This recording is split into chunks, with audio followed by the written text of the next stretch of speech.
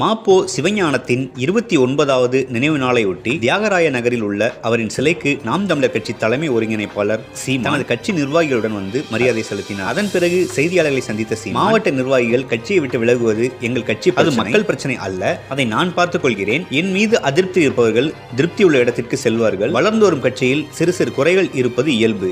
தொடர்ந்து பேசிய சீமான், மத்திய அரசுக்கு என்று ஏதாவது நிதி இருக்கிறதா? பேரிடர் காலத்தில் நிதியை வழங்காமல் புதிய கல்விக் கொள்கைக்கு கையெழுத்திட்டால் தான் கல்வித்துறைக்கு நிதியை தருவேன் என்று மத்திய அரசு கூறுவதை ஏற்க முடியாது. மதுக்கடையை திறந்தது யார்? இப்போது மூடுவதில் என்ன பிரச்சனை? இசிக மாநாட்டில் சொன்ன மதுவிலக்கை கொண்டு வந்த பிறகு அதில் ஏற்படும் பொருளாதார இழப்புக்கு ஏற்ப கூடுதலாக ஒரு நிதியை தர வேண்டும் என்ற கோரிக்கையை ஏற்கிறேன். மதுக்கடைகளை மற்ற மாநிலங்கள் மூடுவதற்கு முன்பாக நாம் மூட வேண்டும். மதுவிலக்கை அமல்படுத்தினால் கள்ளச்சாராயம் வந்துவிடும் என்று சொல்வதற்கு இவ்வளவு கட்டமைப்பு காவல்துறை அதிகாரம் தேவை? கருணாநிதியின் பேரன் மு.க. ஸ்டாலின் மகன் என்ற தகுதியை தாண்டி துணை முதலமைச்சராக உதயநிதிக்கு என்ன தகுதி இருக்கிறது? இதுதான் உலகத்திலேயே